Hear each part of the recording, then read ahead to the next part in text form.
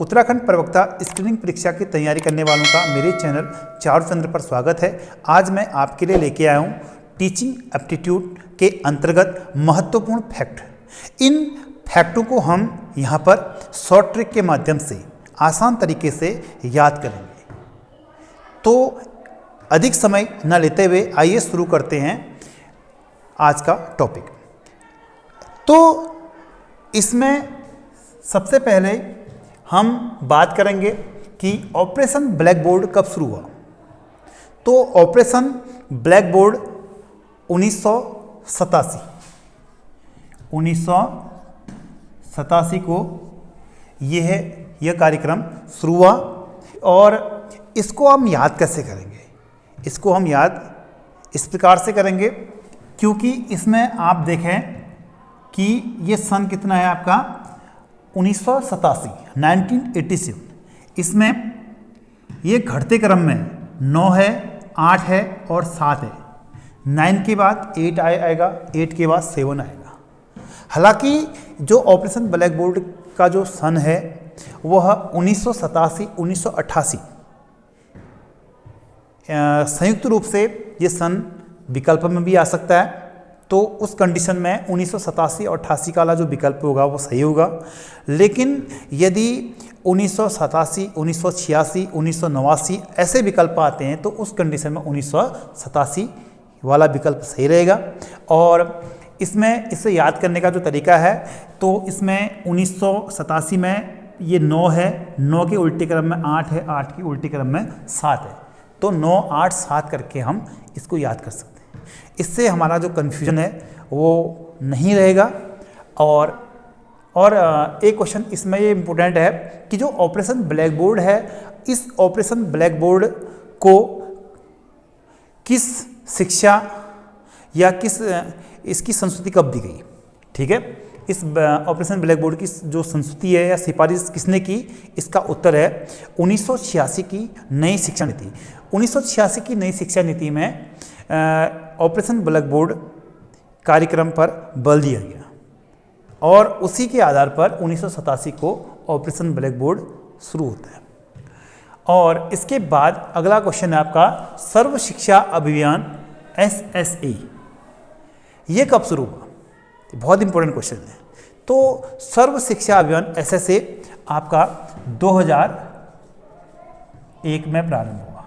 ठीक है, तो जो सर्व शिक्षा अभियान है, ठीक है, तो ये 2001 में ये प्रोग्राम शुरू होता है। और इस समय भारत के प्रधानमंत्री कौन थे, ये क्वेश्चन भी पूछा जाता है।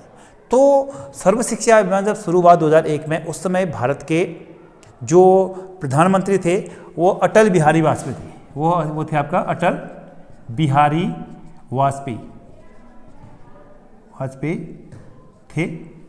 और जो सर्व शिक्षा अभियान का संबंध किससे है? इसका संबंध है आपका प्राथमिक शिक्षा के विकास से। ये क्वेश्चन भी पूछा जा सकता है, प्राथमिक शिक्षा के विकास से।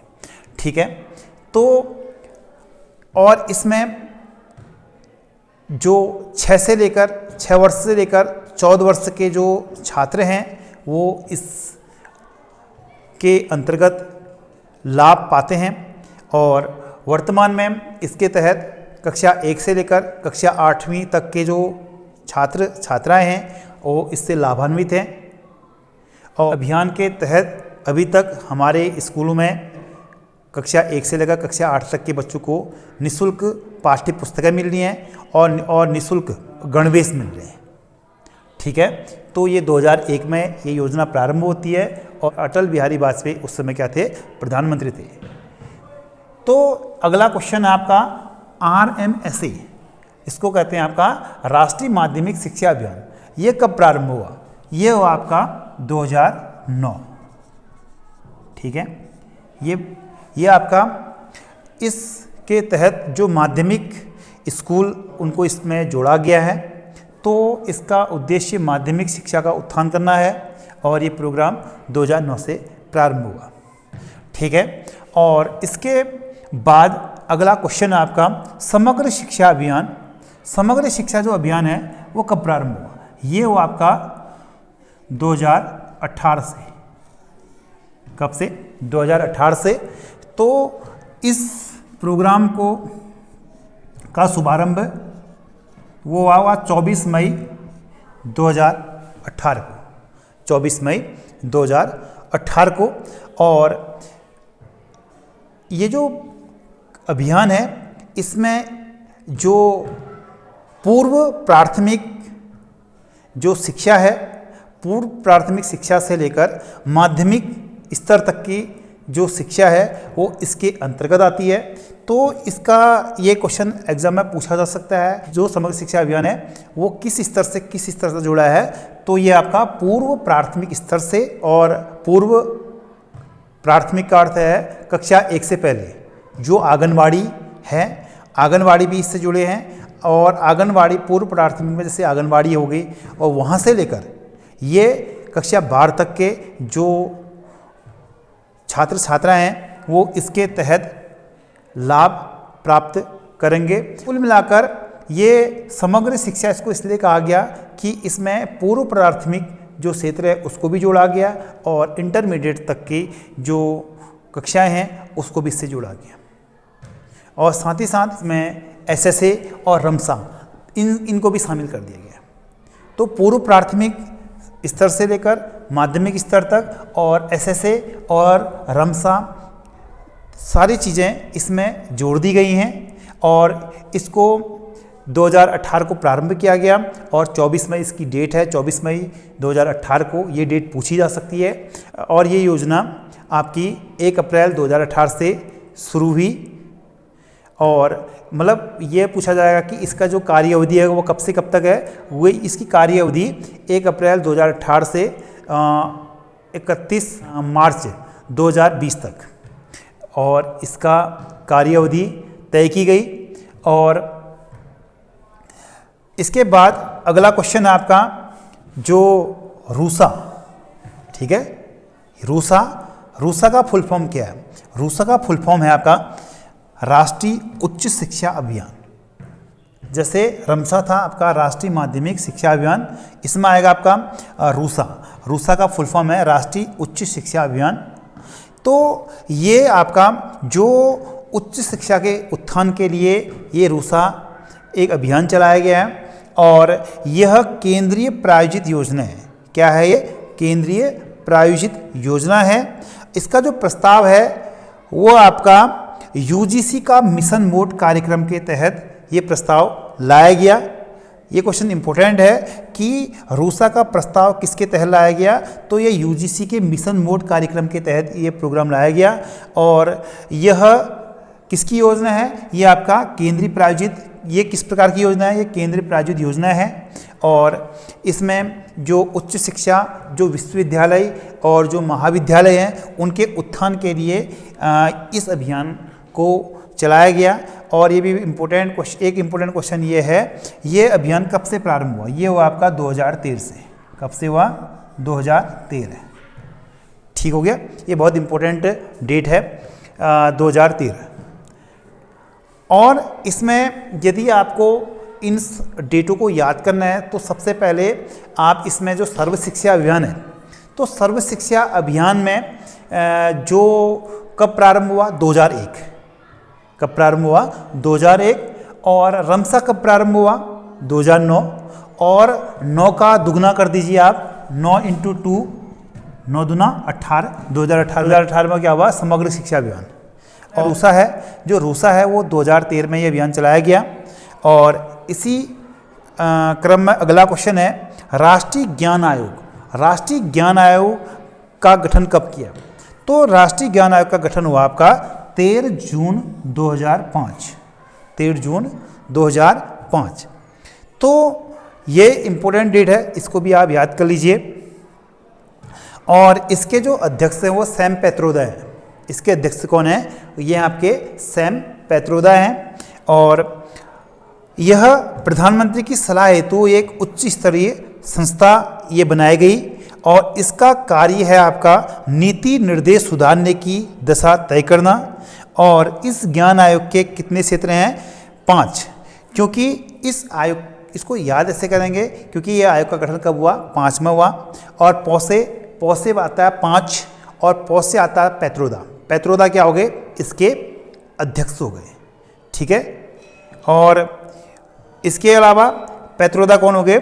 इसके अध्यक्ष हो गए। पौ से 5, पौ से पैत्रोदा, ठीक हो गया। और इसके बाद जो ये ज्ञान आयोग है, इसके जो ज्ञान के क्षेत्र अब 5 हैं, ठीक है। तो ये आयोग 2005 में बना और इसको याद करने का तरीका है कि इसमें ये आयोग 2005 में बना और इसके ज्ञान के 5 क्षेत्र हैं और इसके जो अध्यक्ष थे वो थे आपके सैम पैत्रोदा। और पैत्रोदा में भी पौ से जो शब्द है वो 5 से बना, पौ से पैत्रोदा, पौ से 5 और पौ से ही इसके 5 क्षेत्र भी हैं। ये 5 क्षेत्र कौन कौन से हैं? नंबर 1 शिक्षा, नंबर 1 शिक्षा, दूसरा आपका विज्ञान और प्रौद्योगिकी, तीसरा आपका कृषि, चौथा उद्योग और फिर अगला है आपका ई प्रशासन, ठीक है। अगला है आपका ई प्रशासन, ठीक है। इसको ई गवर्नेंस भी कहते हैं, ठीक है, ई गवर्नेंस। और ई गवर्नेंस की जो शुरू हुआ था, ई गवर्नेंस आपका जून 2006 तब से ये प्रारंभ हुआ। आजकल इसकी यह एजुकेशन के क्षेत्र में या जो हमारे कामकाज के क्षेत्र में इसने काफ़ी सुविधाएं हमें प्रदान की हैं, ठीक है। तो ई प्रशासन कब शुरू हुआ? इसको याद करने का तरीका ये है कि जो जून का महीना है, जून के महीने में क्या है? जून का महीना छठा महीना होता है। कौन सा महीना होता है? छठा होता है। और वर्ष भी है आपका 2006। तो जो ई प्रशासन में जो महीना है वो जून है, जून में 6 है और वर्ष भी 6 है, ठीक है। इसको आप 6 करके याद कर सकते हैं, 6 अर्थात ई प्रशासन। ई प्रशासन का जो कोड है वो है 66 अर्थात जून 2006। तो ये क्वेश्चन भी आपके एग्जाम में पूछा जा सकता है कि ई प्रशासन या ई गवर्नेंस कब प्रारंभ हुआ? ये आपका जून 2006। तो इसके अलावा जो टीचर्स पोर्टल की जो परिकल्पना किसने की? क्योंकि आजकल जो टीचर्स जो पोर्टल है उसकी महत्वपूर्ण भूमिका है। इसकी जो परिकल्पना की थी ये इसी ज्ञान आयोग ने की थी और अजीम प्रेम जी और दूसरा इसमें जो है आपका राष्ट्रीय ज्ञान आयोग। तो जो राष्ट्रीय ज्ञान आयोग है उसने अजीम प्रेम जी को टीचर्स पोर्टल के लिए प्रेरित किया। तो ज्ञान आयोग ने टीचरों के लिए एक मंच प्रदान करने के माध्यम से एक पोर्टल की स्थापना का सुझाव दिया था और इसमें अजीम प्रेम जी ने मुख्य भूमिका निभाई। अब इसके बाद अगला क्वेश्चन आता है आपका शिक्षक दिवस। राष्ट्रीय शिक्षक दिवस कब मनाया जाता है? ये आपका 5 सितंबर, आपको पता है ना, 5 सितंबर। अब इसके अलावा दूसरा क्वेश्चन थोड़ा कन्फ्यूजन वाला है, इसमें है शिक्षा दिवस। राष्ट्रीय शिक्षा दिवस है ये आपका 11 नवंबर, ठीक है। कई बार हम शिक्षा दिवस और शिक्षक दिवस को एक मान लेते हैं, ठीक है। जो शिक्षक दिवस है वो 5 सितंबर को मनाया जाता है। किसकी स्मृति में? राधा कृष्ण की, ठीक है। राधा कृष्ण का जो जन्म हुआ था 5 सितंबर 1888, 5 सितंबर 1888 को हुआ था तिरुतनी मद्रास में। और इसके अलावा जो शिक्षक दिवस, शिक्षा दिवस है ये 11 नवंबर को मनाया जाता है। भारत के प्रथम शिक्षा मंत्री कौन थे आपको पता है? ये भी आप नोट कर लीजिए, ठीक है, मौलाना अबुल कलाम आज़ाद।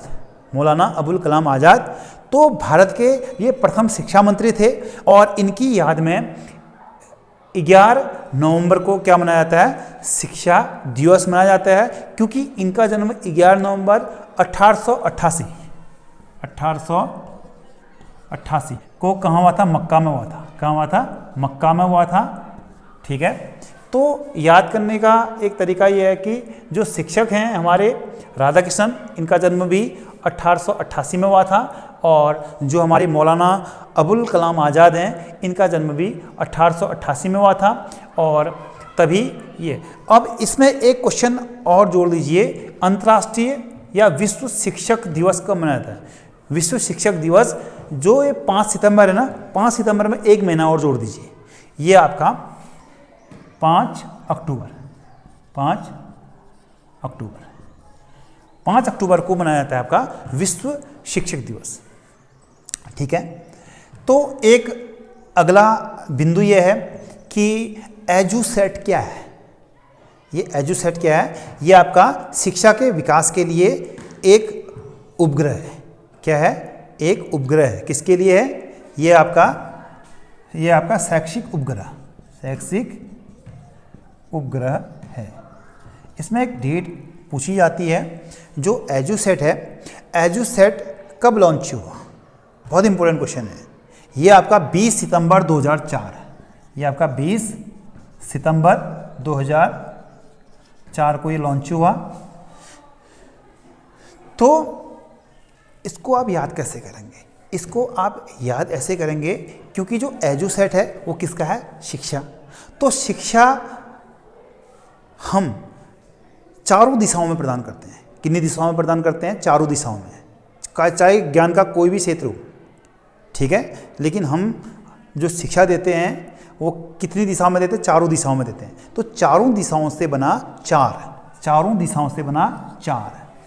अब इसमें 20 सितंबर है, तो 20 सितंबर में आप ये गौर करेंगे, सितंबर, तो सितंबर का महीने में हम क्या मनाते हैं? शिक्षक दिवस मनाते हैं। तो शिक्षक दिवस से हम सितंबर याद कर सकते हैं। क्या कर सकते हैं? शिक्षक दिवस याद कर सकते हैं। और इसमें जो दिन था वो आपका 20 सितंबर था। कौन सा था? 20 सितंबर। तो आपको 2004 याद है और सितंबर याद है, तो आपका क्वेश्चन, आप इस क्वेश्चन को हल कर लेंगे। ठीक है, लेकिन हो सके तो आप इसमें जो 20 सितंबर को भी याद कर लेंगे तो ये आपका पूरा का पूरा फैक्ट आपको ये याद रहेगा। तो 20 सितंबर 2004। तो इसमें जो महीना याद करने का तरीका ये है, एजुसेट में जो एजुकेशन है हम वो चारों दिशा में प्रदान करते, तो 2004 हो गया। और महीना कौन सा हो गया? शिक्षक दिवस के नाम पर सितंबर हो जाएगा। तो इसकी पूरी डेट हो जाएगी आपकी 20 सितंबर 2004। इसके बाद अगला क्वेश्चन आपका, राष्ट्रीय साक्षरता मिशन की शुरुआत कब हुई? तो राष्ट्रीय साक्षरता मिशन की शुरुआत हुई 1988। तो 1988 को आप कैसे याद करेंगे? 1988 में आपके शिक्षा मंत्री जो मौलाना अबुल कलाम का आज़ाद का जन्म भी हुआ, और 1988 में ही क्या हुआ? राधा कृष्णन का भी जन्म हुआ। तो उस 1888 में, इस 1888 में 100 साल जोड़ दें, तो इसमें 100 साल यदि आप जोड़ देंगे, 100 वर्ष जोड़ देंगे तो कितना हो जाएगा? 1988। ठीक है, ठीक आपका राधा कृष्णन के जन्म और मौलाना अबुल कलाम के जन्म के 100 वर्ष के बाद राष्ट्रीय साक्षरता मिशन 1988 में लॉन्च हुआ। ठीक है, तो इसके बाद अगला क्वेश्चन है आपका एमडीएम की शुरुआत कब हुई? तो एमडीएम की शुरुआत हुई आपकी 15 अगस्त 1995। 15 अगस्त 1995। ठीक हो गया। तो 15 अगस्त 1995 को एमडीएम की शुरुआत हुई। ठीक है, तो 15 अगस्त अर्थात आज़ादी के दिन। ठीक है, जो बच्चे जिनको भोजन नहीं मिला था तो उनको इस दिन वास्तविक आज़ादी इसलिए मिली क्योंकि उनको इस दिन से उनको फ्री में भोजन मिलने लगा। तो 15 अगस्त आज़ादी के दिन 1995 को क्या हुआ? एमडीएम का फुल फॉर्म है मिड डे मील। तो मिड डे मील में क्या है? मध्याह्न भोजन।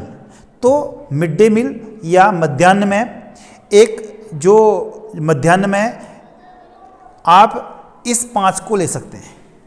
ठीक है, याद करने का तरीका है ये।